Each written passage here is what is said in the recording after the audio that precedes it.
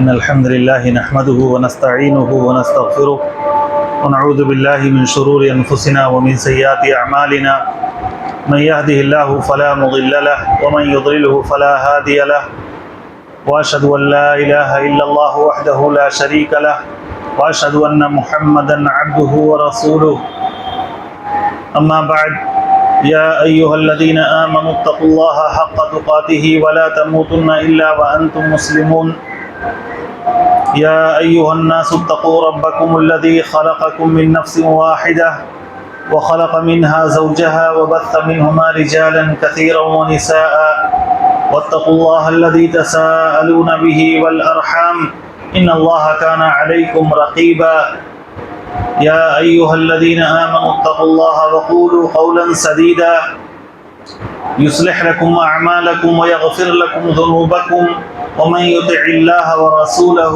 فقد فاز فوزا عظيما أما بعد فإن خير الحديث كتاب الله وخير الهدي هدي محمد صلى الله عليه وسلم وشر الأمور محدثاتها وكل محدثة بدعة وكل بدعة ضلالة وكل ضلالة في النار.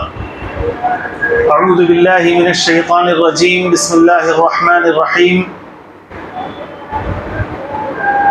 يا أيها الذين آمنوا استعينوا بالصبر والصلاة إن الله مع الصابرين. محترم حاضرین جمعہ، بزرگوں اور نوجوانوں، ابھی خطبہ مسنونہ میں نے سورہ بقرہ کی ایک آیت پڑھی ہے جس میں اللہ رب العالمین مومنوں کو حکم دیتے ہوئے فرماتا ہے یا ایھا الذین آمنوا استعینوا بالصبر والصلاۃ، اے وہ لوگوں جو ایمان لائے ہو، صبر اور نماز کے ذریعے سے اللہ کی مدد حاصل کرو، کیونکہ اللہ صبر کرنے والوں کے ساتھ ہے۔ دینی بھائیوں، یہ دنیا مصیبتوں اور آزمائشوں کی جگہ ہے۔ یہاں ہر پل انسان کو کسی نہ کسی آزمائش کا سامنا ہوتا ہے۔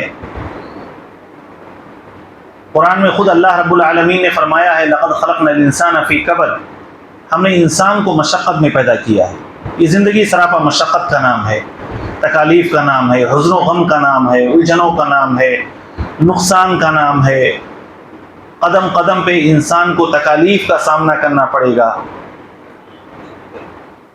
لیکن یہ تکلیفیں اور مصیبتیں بلا مقصد کی نہیں ہوتی ہیں۔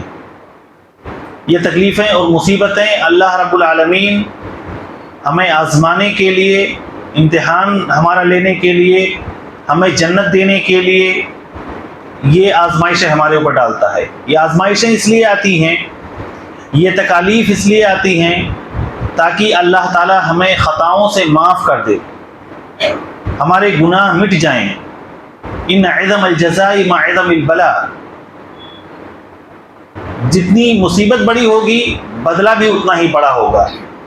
وَإِنَّ اللَّهَ إِذَا أَحَبَّ عَبْدًا ابْتَلَاهُ، اور اللہ تعالیٰ جب کسی بندے سے محبت کرتا ہے تو ان کی آزمائش میں مبتلا کرتا ہے، ان کا امتحان لیتا ہے۔ وَمَن رَضِيَ فَلَهُ الرِّضَى وَمَن سَخِطَ فَلَهُ السَّخَطُ، جو ان مصیبتوں میں، ان آزمائشوں میں اللہ پہ راضی ہوتا ہے، اللہ سے خوش ہوتا ہے، اس کے فیصلے پہ راضی برضا ہوتا ہے، اللہ بھی اس سے راضی ہوتا ہے۔ اور جو ان تکالیف میں اللہ رب العالمین کے فیصلے پر ناراضگی کا اظہار کرتا ہے تو اللہ بھی اس سے ناراض ہوتا ہے۔ تو یہ جو تکلیفیں ہیں، یہ مصیبتیں جو آتی ہیں، ان تکالیف اور مصیبت میں اللہ رب العالمین نے ہمیں دو چیزوں کے ذریعے سے حوصلہ حاصل کرنے کے لیے، مدد حاصل کرنے کے لیے کہا ہے، ایک صبر اور دوسری چیز نماز۔ اسی لیے اللہ کے نبی صلی اللہ علیہ وسلم کی زندگی دیکھیں، جب بھی آپ کے اوپر کوئی مشکل وقت آتا تھا تو آپ فوراً نماز کی طرف بھاگتے تھے۔ اور خود اللہ کے نبی صلی اللہ علیہ وسلم نے ایک صحیح حدیث میں جو صحیح مسلم کی ہے فرماتے ہیں الصلاۃ نور والصبر ضیاء، صلاۃ یہ نماز ایک نور ہے، روشنی ہے، اور صبر یہ انسان کے لیے ضیاء کی طرح ہے، اجالے کی طرح ہے۔ دیکھیے نور اور ضیاء دونوں کا ترجمہ اردو میں روشنی ہی کے لیے ہوتا ہے، لیکن نور اس روشنی کو کہتے ہیں جس میں انسان کو سکون ملتا ہے، جیسے چاند کا نور ہوتا ہے، اس میں ایک قسم کا سکون اور راحت اور ٹھنڈک محسوس ہوتی ہے۔ ایسے ہی نماز میں انسان کو راحت اور سکون ملتا ہے۔ اللہ کے رسول نے فرمایا ہے کہ میرے آنکھوں کی ٹھنڈک نماز میں ہے۔ لیکن صبر کو ضیاء کہا ہے، وہ اجالا جس کے اندر تھوڑی سی تکلیف ہو، جیسے سورج ہے، سورج کی جو روشنی ہے اس میں ایک تپش ہوتی ہے۔ صبر کو اللہ کے رسول صلی اللہ علیہ وسلم نے کہا کہ الصبر ضیاء، صبر جو ہے وہ ضیاء ہے، اجالا ہے۔ دراصل جس طرح سورج کی روشنی میں انسان کو تھوڑی سی تپش محسوس ہوتی ہے، ایسے ہی صبر ایک ایسا عمل ہے کہ انسان اپنے اندر تکلیف محسوس کرتا ہے لیکن پھر بھی اپنے آپ کو کنٹرول میں رکھتا ہے۔ تو صبر اور نماز کے ذریعے سے ان مشکل حالات میں، ان پریشان کن حالات میں اللہ تعالیٰ نے ہمیں صبر کرنے کے ذریعے صبر کے لیے حکم دیا ہے، نماز کے لیے حکم دیا ہے۔ دراصل صبر یہ وہ اسلحہ ہے اور صبر وہ آلہ ہے جس کے ذریعے سے انسان مشکل سے مشکل ترین حالات کا سامنا کر لیتا ہے۔ اگر انسان کے پاس صبر والا ملکہ ہے، صبر کی طاقت ہے، تو چاہے کیسے بھی حالات ناگفتہ بے ہوں، چاہے کتنا بھی اندھیرا کیوں نہ ہو، چاہے تکلیف کتنی بڑی کیوں نہ ہو، مصیبت کتنا بھی بڑا کیوں نہ ہو، لیکن ان مصیبت کی گھڑیوں میں، ان پریشانی کے اوقات میں، ان تکالیف میں، ان مرض میں، اس نقصان اور خسارے میں ایک مومن صبر کے ذریعے سے اسے جھیل لے جاتا ہے، اور پھر اس کا نتیجہ یہ ہوتا ہے کہ اللہ رب العالمین وہ پریشانی کی گھڑی، وہ مصیبت کی گھڑی بہت جلد ٹال دیتا ہے۔ کوئی بھی پریشانی ہو، کوئی بھی تکلیف ہو، کوئی بھی مصیبت ہو، وہ بہت زیادہ دیر تک نہیں ہوتی۔ یہ مصیبتیں ہمیں توڑنے کے لیے اللہ تعالیٰ نہیں ہمارے اوپر ڈالتا ہے، یہ مصیبتیں اللہ تعالیٰ ہمیں جوڑنے کے لیے، ہمیں مضبوط کرنے کے لیے، ہمارے ایمان کا امتحان لینے کے لیے ہمارے اوپر ڈالتا ہے۔ اسی لیے دیکھیں قرآن میں جگہ جگہ ہمیں صبر کا حکم دیا گیا ہے۔ تقریباً علماء کہتے ہیں کہ 100 سے زیادہ بار صبر کا لفظ اور صبر اور اس کے مشتقات کا استعمال قرآن میں ہوا ہے۔ کئی مومنوں کو یا ایھا الذین آمنوا استعینوا بالصبر والصلاۃ، صبر اور نماز کے ذریعے سے اللہ کی مدد حاصل کرو۔ وبشر الصابرین الذین اذا اصابتهم مصیبہ قالوا انا للہ وانا الیہ راجعون۔ کئی مومنوں کی صفت بیان کی گئی، والصابرین فی البأساء والضراء وحین البأس اولئک الذین صدقوا واولئک هم المتقون۔ جو تکالیف میں، مرض میں، مصیبتوں میں صبر کرتے ہیں، جو جنگ اور جدال کے میدان میں دشمنوں کے مقابلے میں صبر کرتے ہیں، اور ایسے ہی لوگ ہیں جو اپنے ایمان میں سچے ہیں، اور یہی وہ لوگ ہیں جو حقیقی معنوں میں متقی اور اللہ سے ڈرنے والے ہیں۔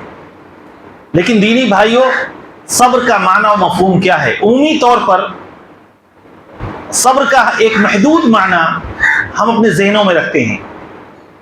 کسی کے گھر وفات ہو گئی، کوئی عزیز چھن گیا، کوئی مصیبت آ گئی، ہم اس وقت کہتے ہیں زیادہ جزا فضا نہ کرو، روگ گڑگڑاؤ نہیں، صبر کرو، اور صبر جو ہے آپ کے لیے ایک اچھا نتیجہ لے کر آئے گا۔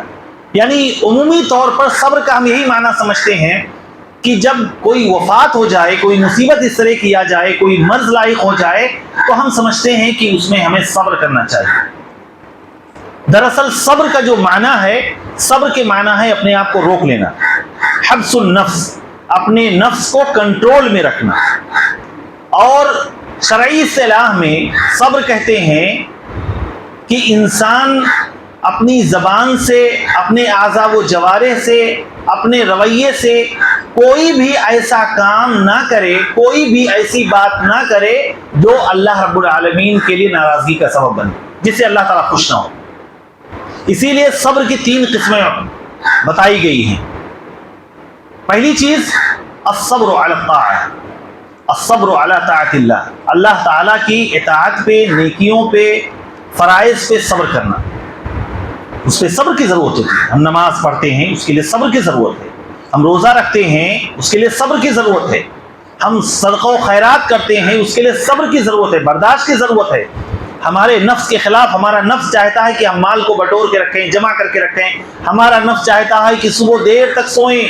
ادھر سو رہے ہیں، گہری نیند آئی ہوئی ہے، ادھر مسجد سے اذان کی آواز آ رہی ہے، آؤ نماز کی طرف، آؤ کامیابی کی طرف.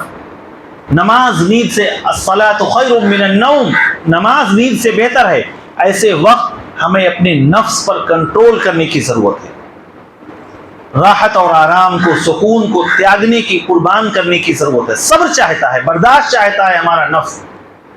تو الصبر علی طاعت اللہ، اللہ کی اطاعت پہ ہم صبر کریں. اور دوسری چیز ہے الصبر عن معصیت اللہ، اللہ کی نافرمانی میں انسان کو صبر کرے. نافرمانی پہ کیسے صبر؟ گناہ کا کام ہے، انسان کو صبر کی ضرورت ہے. اس کا نفس چاہتا ہے وہ گناہ کرنا، وہ حرام چیز کھانا چاہتا ہے، وہ حرام کام کرنا چاہتا ہے، وہ حرام کاروبار کرنا چاہتا ہے. انسان غربت کا شکار ہے، فقر و فاقہ کا شکار ہے، دھندا نہیں ہو رہا ہے، کاروبار نہیں چل رہا ہے، نقصان کا شکار ہو رہا ہے. اسی درمیان اللہ کی طرف سے آزمائش ہے. کوئی دوست، کوئی ملنے والا ایک ایسے کاروبار کا آفر دیتا ہے جس میں شارٹ کٹ میں بہت بڑا فائدہ حاصل ہو رہا ہے. انسان کے لیے آزمائش ہے کہ یا تو اس غربت کو، اس فقر و فاقے کو برداشت کرو، یا اس حرام کام میں مبتلا ہو جاؤ. اس میں صبر چاہتا ہے. حرام چیز کا آفر اسے مل رہا ہے، حرام کمائی کا آفر مل رہا ہے، اور بتا رہا ہے کہ 100% تمہارے لیے اس میں نفع ہے. فلاں جگہ اپنا پیسہ انویسٹ کر دو، حرام بزنس ہے، حرام کاروبار ہے، بٹ کوائن کا معاملہ اچھلا ہوا ہے، کسی نے آ کے بتا دیا پیسے انویسٹ کر دو، لگا دو، شارٹ کٹ میں کروڑپتی بن جاؤ گے. اور انسان بے تحاشا اس میں اپنا پیسہ لگا دیتا ہے، انویسٹ کر دیتا ہے. کوئی تحقیق نہیں، کوئی استفسار نہیں، کسی سے نہ کچھ معلوم کیا، بس پیسے کی لالچ اور محبت نے اسے حرام چیز میں مبتلا کر دیا، حرام کاروبار میں ڈھکیل دیا. دینی بھائیوں، اس میں صبر کی ضرورت ہے. یوسف علیہ السلام کا واقعہ دیکھیں. برائی کے لیے سامنے سے دعوت آئی ہے، برائی کے لیے سامنے سے آفر آیا ہے، نہ پکڑے جانے کا ڈر ہے، نہ کسی سزا کا ڈر ہے. لیکن ایسے موقع پر انسان اپنے آپ کو اس حرام سے، اس فحش کام سے اپنے آپ کو بچائے. اس کے لیے بہت زیادہ صبر کی ضرورت ہے، اپنے نفس پہ کنٹرول کی ضرورت ہے. تو الصبر عن معصیت اللہ، اللہ کی نافرمانی پر انسان صبر کرے. اور تیسرا صبر یہ ہے الصبر علی اقدار اللہ المؤلمہ. اللہ تعالیٰ نے ہمارے آپ کی تقدیر میں جو المناک فیصلے کیے ہیں، تکلیف دہ فیصلے کیے ہیں، اس پر انسان صبر کرے. کسی کی وفات ہو جائے، کوئی بیمار پڑ جائے، ہمارے کاروبار میں، ہمارے دھندے میں نقصان ہو جائے، کوئی خسارہ ہو جائے، ان چیزوں پہ انسان صبر کرے. دینی بھائیوں، یہ صبر وہ عبادت ہے کہ اللہ رب العالمین اس صبر کا بے شمار اجر دیتا ہے. انما یوفی الصابرون اجرهم بغیر حساب. جیسے رمضان کو شہر الصبر کہا گیا ہے، صبر والا مہینہ، اور رمضان کے روزے کے لیے اللہ تعالیٰ نے وعدہ کیا ہے کہ اس کا بدلہ میں دوں گا اور بے حساب دوں گا. ایسے ہی قرآن میں اللہ نے فرمایا انما یوفی الصابرون اجرهم بغیر حساب. اللہ صبر کرنے والوں کو بے حساب اجر دیتا ہے، بے حساب. اسی لیے قیامت کے دن جب جنتی جنت میں جائیں گے تو فرشتے ان کا استقبال کرتے ہوئے فرمائیں گے سلام علیکم بما صبرتم فنعم عقبی الدار. سلام، تمہارے اوپر سلامتی ہو، تم جنت میں آئے ہو، تمہارا ویلکم ہے، تمہارے اوپر سلامتی ہو. کس چیز کے لیے؟ بما صبرتم، تم نے یہ دنیا کی زندگی سراپا صبر بنا دی تھی. فرشتے وہاں ان کی نمازوں کا ذکر نہیں کریں گے، جنتیوں کے، ان کے صدقہ و خیرات کا ذکر نہیں کریں گے، ان کی دوسری نیکیوں کا ذکر نہیں کریں گے. وہاں کریں گے سلام علیکم بما صبرتم، تم نے دنیاوی زندگی کو سراپا صبر بنا دیا تھا، اس صبر کے بدلے میں تمہیں جنت ملی. تو اس طریقے سے جب انسان اللہ تعالیٰ کے احکامات پر عمل کرتے ہوئے، فرائض پر زندگی گزارتے ہوئے صبر کرتا ہے، گناہوں سے صبر کرتا ہے، جو تکلیف دہ فیصلے اللہ تعالیٰ ہماری قسمت میں لکھتا ہے اس پہ انسان صبر کرتا ہے، تو پوری زندگی جو ہے انسان کی صبر بن جاتی ہے.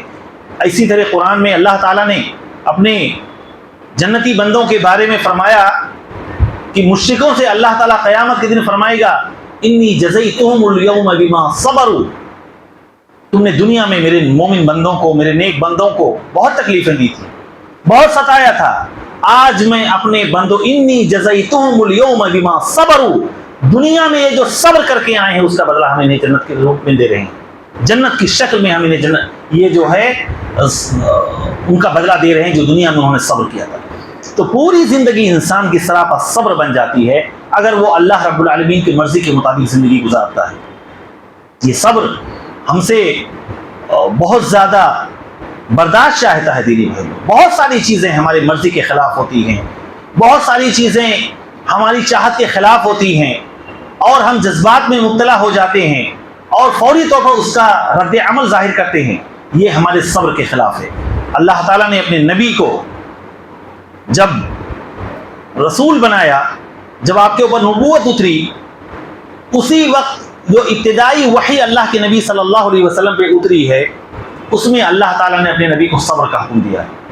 جیسے کہ سورہ مزمل جو ابتدائی صورت کے شکل میں اتری ہے، پہلی صورت اقرأ باسم ربک الذی خلق اتری، اس کے بعد جو ابتدائی صورتیں اللہ کے رسول پہ اتری اس میں سورہ مدثر ہے اور سورہ مزمل ہے۔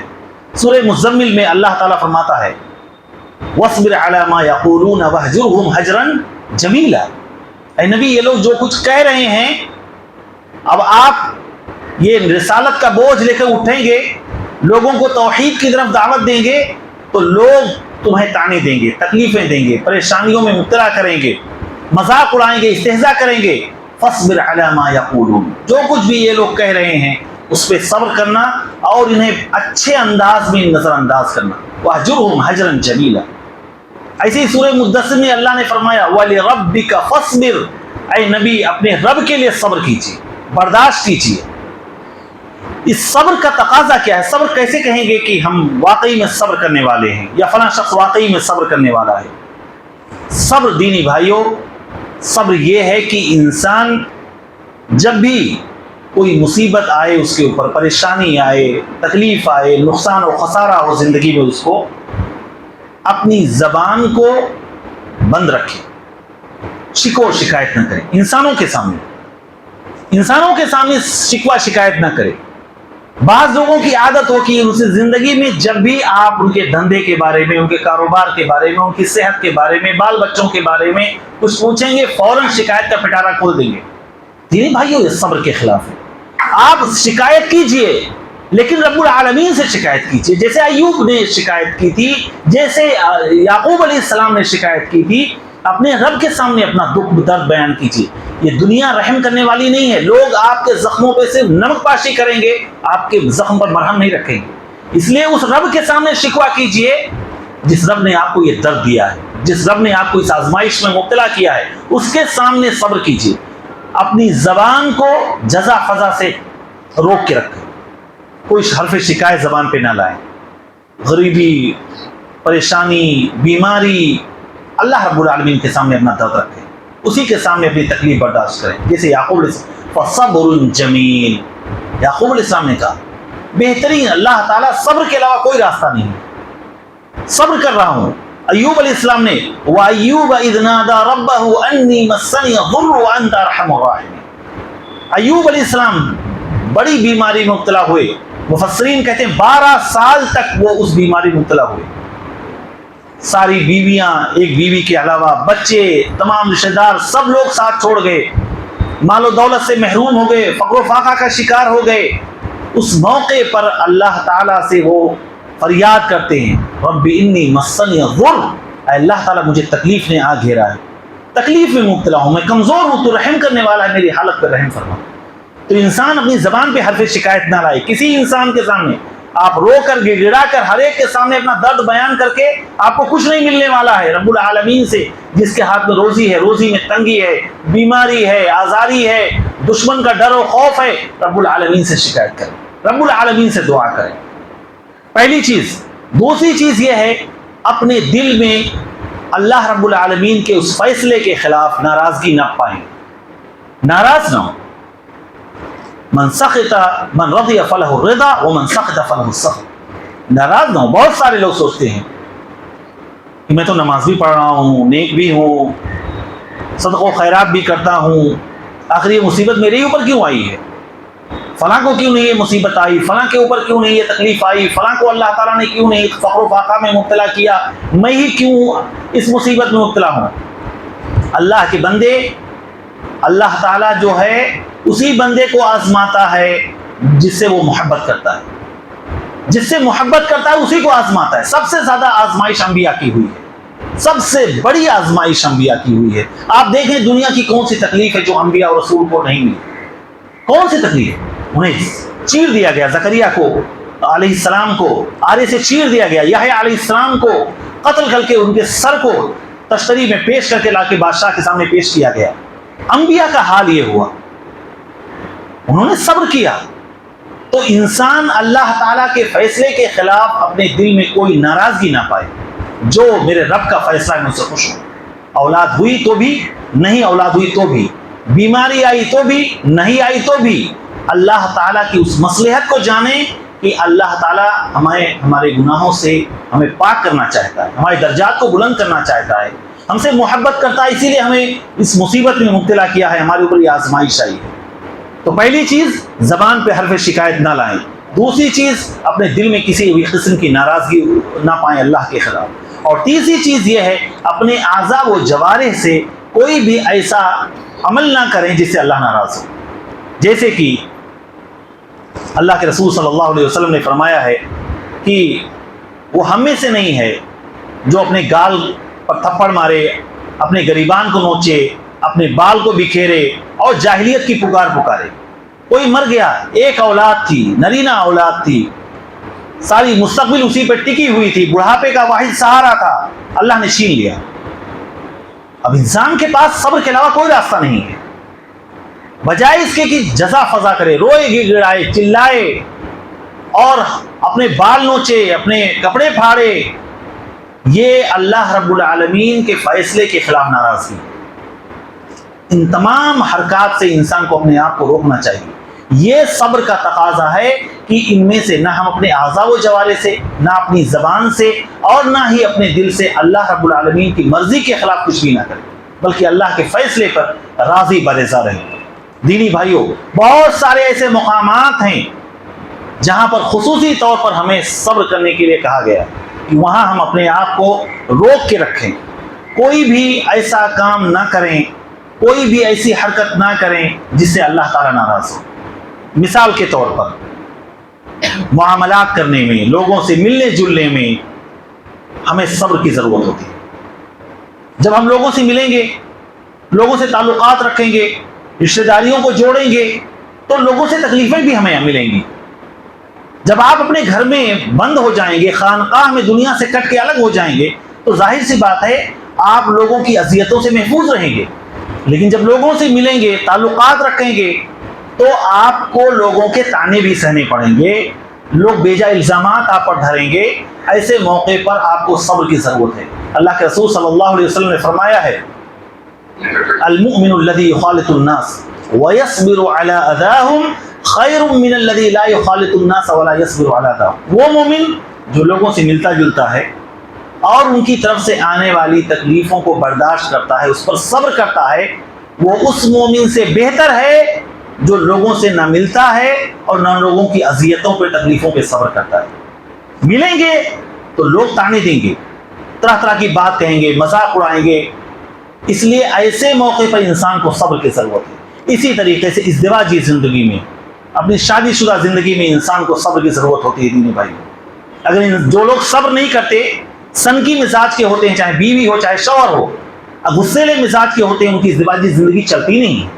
ان کے گھر میں ہمیشہ اٹھا پٹک مچی رہتی ہے، ہمیشہ گھر جو ہے جہنم زار بنا رہتا ہے. وہاں پر صبر کی ضرورت ہوتی ہے. اللہ تعالیٰ نے مردوں کو مخاطب کر کے فرمایا ہے فَإِن كَرِهْتُمُوهُنَّ فَعَسَىٰ أَن تَكْرَهُوا شَيْئًا وَيَجْعَلَ اللَّهُ فِيهِ خَيْرًا كَثِيرًا.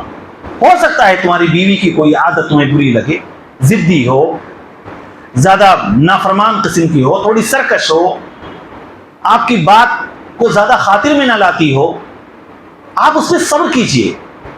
معاملات دھیرے دھیرے نارمل ہو جائیں گے. بہت زیادہ غصے کا اظہار کریں گے, بہت زیادہ اوور ریئیکٹ کریں گے تو کیا ہوگا, رشتہ ٹوٹ جائے گا. ہو سکتا ہے اگر آپ اس عورت کی اذیتوں پہ, اس کی نافرمانیوں پہ, اس کی بعض غلطیوں پہ صبر کریں گے تو اللہ تعالیٰ وَيَجْعَلَ اللَّهُ فِيهِ خَيْرًا كَثِيرًا, اللہ تعالیٰ بعد میں اسی بیوی سے تمہیں بہت زیادہ خیر, بہت زیادہ بھلائیاں عطا فرمائے گا. علماء نے کہا ہے کہ اس سے مراد یہ ہے کہ اللہ تعالیٰ آپ کو نیک صالح اولاد دے گا, نیک صالح اولاد اسی بیوی سے دے گا. اس لیے اگر اپنی بیوی کے اندر بعض عادتیں انسان کو بری لگتی ہیں جو قابل برداشت ہیں تو انسان کو اس پر صبر کرنا چاہیے. اسی طریقے سے اگر بیوی ہے, دیکھ رہی کہ اس کا شوہر تھوڑا کنجوس مزاج ہے, زیادہ غصیلا مزاج ہے, تو عورت کو بھی چاہیے کہ اپنے شوہر کی ان عادتوں پہ صبر کرے, بجائے اس کے کہ دنیا کے سامنے شکایت کرے اپنی ماں سے, اپنی بہنوں سے, اپنے رشتہ داروں سے, یا خود شوہر سے دنوں رات صبح و شام لڑائی لڑے. اس سے ازدواجی زندگی ٹوٹ پھوٹ کا شکار ہو جائے. اس لیے ایسے موقع پر عورت کو بھی چاہیے کہ وہ صبر سے کام لے, برداشت کرے, اللہ تعالیٰ اسی کے ذریعے سے اس میں خیر نکالے گا. اسی طریقے سے دینی بھائیوں, انسان کو بیماری میں صبر کی ضرورت ہوتی ہے, خصوصی طور پر بیمار ہو جائے انسان, بیماری مثال کے طور پر لمبی ہو گئی, زیادہ تکلیف دہ بیماری ہے, ایسے موقع پر انسان کو صبر کرنا چاہیے.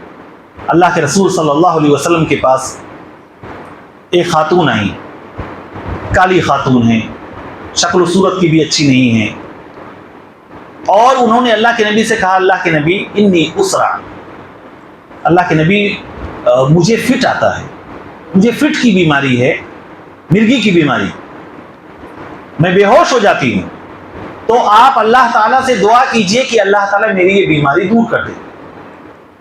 تو اللہ کے رسول نے فرمایا کہ اللہ کی بندی, تمہارے پاس دو آپشن ہیں, چاہو تو تم صبر کرو اور تمہارے لیے جنت ہے, یا چاہو تو میں تمہارے لیے دعا کر دوں اور اللہ تعالیٰ تمہیں اس بیماری سے نجات دے دے. اس اللہ کی بندی, اس اللہ کی نیک بندی نے کہا, اللہ کے رسول اگر آپ اپنی زبان سے میرے لیے جنت کا وعدہ کر رہے ہیں تو مجھے یہ تکلیف برداشت ہے, میں اس تکلیف کو برداشت کرنے کے لیے تیار ہوں, لیکن اللہ کے نبی صرف اتنا کیجئے کہ مجھے جب یہ دورہ آتا ہے, یہ فٹ آتی ہے, تو میرے کپڑے کھل جاتے ہیں, میرا سطر کھل جاتا ہے, تو اتنا کم سے کم اللہ سے دعا کر دیجئے کہ میں بے حجاب نہ ہوں, جب یہ دورہ میرے اوپر آئے تو میرے کپڑے نہ کھلیں. اللہ کے نبی صلی اللہ علیہ وسلم نے اس خاتون کے لیے دعا کیا, اور اللہ تعالیٰ نے اس بیماری میں اسے مبتلا تو رکھا لیکن اس کے کپڑے کھلنا بند ہو گئے. تو بیماری میں خصوصی طور پر دینی بھائیوں انسان کو صبر و برداشت کی ضرورت ہوتی ہے. انسان کو بیماری میں اللہ تعالیٰ مبتلا کرتا ہے, اور جب بیماری سے وہ ٹھیک ہوتا ہے تو اس کے اوپر کوئی گناہ نہیں ہوتا, اللہ تعالیٰ اس کے گناہوں کو ایسے ہی جھاڑ دیتا ہے جیسے کہ پیڑ سے پتے جھڑ جاتے ہیں. اس لیے بیماری میں خصوصی طور پر صبر کرنے کی ضرورت ہے. ایسے ہی اگر وفات پا جائیں ہمارے عزیز و اقارب, خصوصی طور پر ہماری اولاد, تو وہاں پر انسان کو صبر کی ضرورت ہے, برداشت کی ضرورت ہے. اس کے لیے بے شمار فضیلتیں دینی بھائیوں آئی ہیں. اللہ کے رسول نے فرمایا ہے کہ اگر کسی کی 3 اولاد مر جائے تو اس کے لیے اللہ تعالیٰ نے جنت کا وعدہ کر رکھا ہے. ایک صحابیہ نے پوچھا, اللہ کے نبی اگر 2, کہا ہاں اگر 2 بھی وفات پا جائے تو اس کے لیے بھی جنت ہے. یہاں تک کہ کسی کی 1 اولاد بھی وفات پا جائے اور انسان اس پر صبر کرتا ہے تو اس کے لیے جنت ہے. ایک صحابی رسول اللہ کے نبی صلی اللہ علیہ وسلم کے پاس آتے تھے, ایک پیارا سا بچہ ان کی گود میں ہوتا تھا, بہت محبت کرتے تھے. اللہ کے نبی نے پوچھا, کیا تم اس بچے سے محبت کرتے ہو؟ اس نے کہا, اللہ کے نبی بے شمار بے انتہا اس بچے سے محبت کرتا ہوں, اللہ تعالیٰ بھی آپ سے اتنی محبت کرے جتنا میں اپنے اس بچے سے محبت کرتا ہوں. پھر کچھ دن کے بعد وہ اللہ کے نبی کے پاس آنا بند ہو گئے. اللہ کے نبی نے ان کے بارے میں دریافت کیا, کیا ہوا, وہ آ نہیں رہے ہیں. تو لوگوں نے کہا, اللہ کے نبی ان کے اس بچے کا انتقال ہو گیا, جو بچہ ان کی گود میں ہوتا تھا, آپ کے پاس آتے تھے. اللہ کے نبی صلی اللہ علیہ وسلم ان کے پاس گئے اور انہیں کہا, کیوں اتنا زیادہ غمزدہ ہو؟ کیا تم اس بات سے خوش نہیں ہو کہ کل قیامت کے دن تم جنت کے جس دروازے پہ جاؤ تمہارا بچہ تمہارے لیے دروازہ کھولے کھڑا ہو؟ جنت کے 8 دروازے، 8 دروازے پر جاؤ گے تو اپنے بچے کو اپنا منتظر پاؤ گے، وہ تمہارا ویٹ کر رہا ہوگا، تمہارے دروازہ کھول رہا ہوگا۔ تو یہ اجر ہے، یہ بدلہ ہے اس شخص کے لیے، اس مرد یا اس عورت کے لیے جو اپنے بچے کی وفات پہ صبر کرے۔ اللہ کے نبی صلی اللہ علیہ وسلم جا رہے تھے، ایک خاتون اپنے بچے کے قبر پہ بیٹھ کے رو رہی تھی۔ اللہ کے رسول نے فرمایا کہ اے اللہ کی بندی، تم صبر کرو، صبر کرو اور تمہارے لیے جنت ہے۔ تو اس خاتون نے اللہ کے نبی کو پہچانا نہیں، کہا کہ آپ کو نہیں پتا ہے کہ میرے اوپر کون سی مصیبت آئی ہوئی ہے، جائیے آپ اپنی راہ لیجئے، آپ کو نہیں پتا کہ یہ مصیبت کتنی بڑی ہے۔ اس خاتون نے اللہ کے نبی کو نہیں پہچانا۔ پھر لوگوں نے کہا کہ تمہیں معلوم نہیں اللہ کے نبی تھے، یہ آئے تھے۔ پھر وہ خاتون بھاگی بھاگی اللہ کے نبی کے گھر آئی اور کہنے لگی اللہ کے نبی میں نہیں پہچان پائی اور اس طرح کی بات آپ کے بارے میں بول دی، تو آپ مجھے معاف کیجیے گا، میری معذرت کو قبول کیجیے، میرا عذر قبول کیجیے۔ اللہ کے نبی صلی اللہ علیہ وسلم نے اس خاتون کے عذر کو قبول کیا، لیکن فرمایا کہ انما الصبر عند الصدمۃ الاولى، اے اللہ کی بندی، جب صدمہ لگے، جب شوق لگے، کوئی بھی نقصان کا، گھاٹے کا، کسی کی وفات کا، جب فوری طور پر آپ کو خبر ملے اس وقت آپ کو صبر کرنا ہے۔ باقی وقت تو بہترین مرہم ہوتا ہے، وقت کے ساتھ ساتھ انسان تمام مصیبتوں کو بھول جاتا ہے۔ جس وقت آپ کو مصیبت کے بارے میں اطلاع ملے، مصیبت کے بارے میں آپ کو علم ہو، جس وقت آپ کو اپنے گھاٹے اور نقصان کا پتہ چلے، اس وقت آپ کو صبر کرنا ہے۔ فوری طور پر جو ہے اپنی زبان کو، اپنے نفس کو، اپنے آپ کو کنٹرول میں رکھنا ہے، یہ صبر کا نام ہے۔ یہ نہیں کہ وقت کے ساتھ آپ جو ہے فوری طور پر تو جزا فضا کیا، آسمان کو سر پہ اٹھایا اور بعد میں بولے کہ ہاں مجھے تو صبر آ گیا۔ بعد میں تو صبر آ ہی جاتا ہے، وہ تو چاہے مسلمان ہو، غیر مسلم ہو، فاسق و فاجر ہو، مومن ہو، وقت کے ساتھ انسان تمام زخم کو جو ہے بھول جاتا ہے، اور وقت بہترین مرہم ہے۔ دینی بھائیوں، اسی طریقے سے ظالموں کے ظلم پر انسان کو صبر کرنا چاہیے۔ یاد رکھیں، ظلم کتنا بھی لمبا کیوں نہ ہو جائے، لیکن اس کا ایک دن انت ہے، اس کی ایک دن انتہا ہے۔ ظلم کے بارے میں اللہ رب العالمین کی 2 سنتیں کام کرتی ہیں، 2 طریقے اللہ کے کام کرتے ہیں۔ ایک تو یہ کہ ظلم کے ایام زیادہ لمبے نہیں ہوتے۔ ہمارے اور آپ کے اعتبار سے ہو سکتا ہے کہ ظلم بہت لمبا ہو جائے، ہماری سوچ کے اعتبار سے ہو سکتا ہے کہ ظلم کے ایام لمبے ہو جائیں، لیکن اللہ کے ہاں وہ لمبے نہیں ہوتے۔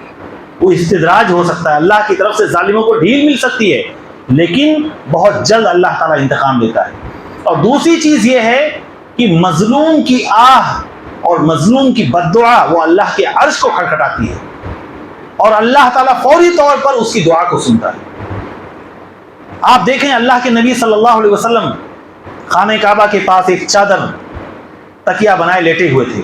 خباب بن ارت رضی اللہ تعالیٰ عنہ آپ کے پاس آئے، اللہ کے نبی صلی اللہ علیہ وسلم سے گزارش کی، اللہ کے رسول الا تستنصر لنا الا تدعو لنا، اللہ کے نبی کیا اللہ تعالیٰ سے ہمارے لیے مدد نہیں مانگیں گے؟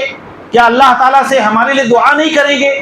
دیکھ رہے ہیں کیا حالت ہے، زندگی ان لوگوں نے تنگ کر دی ہے، عرصہ حیات کو انہوں نے تنگ کر رکھا ہے، کوئی بھی ایسی اذیت نہیں ہے جو ہمارے اوپر آزمایا نہیں جا رہا ہے، کوئی ایسی تکلیف نہیں ہے، کوئی ایسی صبح نہیں ہے جب نت نئے عذاب اور نت نئی تکلیفیں یہ ہمیں نہ دیتے رہے ہوں۔ اللہ کے نبی دعا کیجئے اللہ تعالیٰ سے کہ مصیبت ٹال دے۔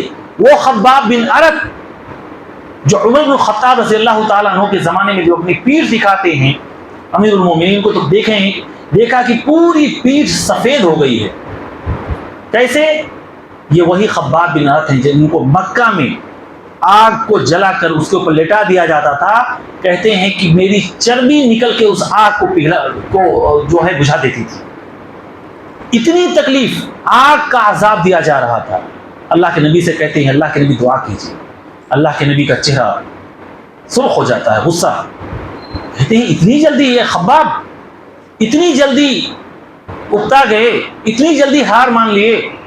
تم سے پہلے جو لوگ گزرے ہیں انہیں آرے سے چیر دیا جاتا تھا، ان کے بدن کو لوہے کی کنگھیوں سے گوشت کو پورا نوچ لیا جاتا تھا، صرف بدن میں ہڈی بچتی تھی، لیکن اپنے دین سے کبھی نہیں پھرے۔ یاد رکھو اے خباب، بہت جلد وہ دن آئے گا، امن کے وہ ایام آئیں گے کہ صنعاء سے لے کر حضرموت تک ایک آدمی تنہا سفر کرے گا، اسے کسی چیز کا ڈر نہیں ہوگا۔ امن کے وہ ایام آئیں گے۔ اور دیکھیں مکی یہ زندگی جہاں پر طرح طرح کی اذیتیں مسلمانوں کو دیا جا رہا تھا، ابھی جنگ بدر میں مشکل سے 7-8 سال 6 سال کا وقت گزرا ہوگا۔ مکے کے بڑے بڑے سورما، مکے کے بڑے بڑے ظالم، کیا پتا تھا خباب کو کہ وہ دن آنے والے ہیں کہ جب یہی صحابہ جن کو گھسیٹا جا رہا تھا مکے کی وادیوں میں، جن کے پتریلی اور سنگلاخ زمینوں میں ان کو گھسیٹا جا رہا تھا، یہی صحابہ مکے کے ان ظالموں اور جابروں کو، ان سرماؤں کو گھسیٹ کر قلیب بدر میں، بدر کے اس کنویں میں ڈھکیل رہے تھے۔ جو قتل کیا جاتا، ابو جہل تھا، امیہ بن خلف تھا، بڑے بڑے ظالم و جابر تھے، جن کے لیے خباب آج دعا کر رہے تھے کہ اللہ کے نبی دعا کیجیے۔ 7-8 سال کے درمیان حالات ایسے بدلے کہ ان ظالموں کو وہی صحابہ کرام گھسیٹ کر ٹانگ کے بل اسی بدر کے کنویں میں ڈال رہے تھے۔ حالات بدلتے ہیں، وقت بدلتے ہوئے دیر نہیں رکھتے۔ اللہ رب العالمین کے ہاں یہ ظلم کی یہ جو تاریکی ہے اور ظلم کے جو ایام اور راتیں ہیں وہ تھوڑی لمبی تو ہو سکتی ہیں لیکن دیر پا نہیں ہو سکتی۔ وہ ایسا نہیں ہو سکتا کہ اللہ تعالی ہمیشہ ہمیں اور آپ کو مظلوم بنا کے رکھے۔ ظلم کے ایام جاتے ہیں، ہٹتے ہیں، بس ضرورت ہے کہ انسان اس پر صبر کرے، اللہ رب العالمین کے لیے صبر کرے۔ دینی بھائیوں، یہ بہت بڑے اجر کا کام ہے، صبر کرنا، برداشت کرنا۔ اس کے لیے انسان کو اللہ رب العالمین سے ہمیشہ دعا کرنا چاہیے۔ اللہ کے رسول نے فرمایا ہے، میں تصبر یصبرہ اللہ، جو اللہ تعالیٰ سے صبر کی دعا مانگتا ہے اللہ تعالیٰ اس کو صبر دے دیتا ہے۔ اگر انسان جلد باز ہے، غصیلا ہے، تو اللہ تعالیٰ سے دعا کرے، اس کو صبر ملے۔ اسی طریقے سے انسان کو چاہیے کہ وہ صبر کے اس اجر کو، اس ثواب کو ہمیشہ اپنے ذہن میں رکھے جو اللہ تعالیٰ صبر کرنے والوں کو دیتا ہے۔ انما یوفی الصابرون اجرهم بغیر حساب، اللہ تعالیٰ بے حساب اجر دیتا ہے۔ اس لیے زندگی میں ہمیشہ صبر کا دامن تھامے رکھیں، کبھی بھی جلد بازی کا مظاہرہ نہ کریں، کبھی بھی غصیلے انداز میں اپنے آپ کو لوگوں کے سامنے پیش نہ کریں۔ ہمیشہ اللہ رب العالمین سے دعا کرتے رہیں کہ اللہ تعالیٰ ہمیں صبر کی توفیق عطا فرمائے۔ الہ العالمین دنیا میں جہاں کہیں بھی مسلمان مظلوم ہیں، ظلم کا شکار ہیں، الہ العالمین تو غیب سے ان کی مدد فرما۔ میرے مولا ہم کمزور ہیں لیکن تو کمزور نہیں ہے، الہ العالمین ہم بے سہارا ہیں، ہمارے لیے تیرا ہی سہارا کافی ہے۔ الہ العالمین تو ظالموں کے مقابلے میں تو ہمارے لیے کافی ہو جائے۔ میرے مولا دنیا میں جہاں کہیں بھی ظالم تیرے نیک بندوں کو، تیرے مومن بندوں کو ستا رہے ہیں، الہ العالمین تو ان ظالموں کے اسلحوں کو، ان کے تمام تر آلات کو الہ العالمین انہی کے لیے تباہی کا سامان بنا دے۔ الہ العالمین ظالم جو تیرے مومن بندوں کے خلاف دن و رات سازشیں کر رہے ہیں، چال بازیاں کر رہے ہیں، الہ العالمین تو انہی کے لیے ان کی سازشوں کو تباہی کا سامان بنا دے۔ الہ العالمین ہمیں جو لوگ بیمار ہیں انہیں شفاء کاملہ عاجلہ عطا فرما دے، جو لوگ بیمار ہیں انہیں ہر قسم کی بیماریوں سے، چھوٹی بڑی بیماریوں سے شفا عطا فرما دے۔ الہ العالمین جو ہمیں بے روزگار ہیں انہیں حلال روزی کمانے کی توفیق عطا فرما، حلال روزی کے راستے آسان فرما دے۔ جو لوگ قرض دار ہیں ان کے قرض کی ادائیگی کے لیے سبیل پیدا فرما دے۔ الہ العالمین ہمیں جو لوگ بے اولاد ہیں انہیں نیک اور صالح اولاد عطا فرما دے۔ الہ العالمین دنیا میں جب تک ہم زندہ رہیں، اسلام پر زندہ رہیں، جو ہمارا خاتمہ ہو تو ایمان پر ہو۔ بارک اللہ لنا ولکم فی القرآن العظیم ونفعنا وإياكم بالآيات والذكر الحكيم إنه تعالى جواد قريب منكم والرؤوف الرحيم۔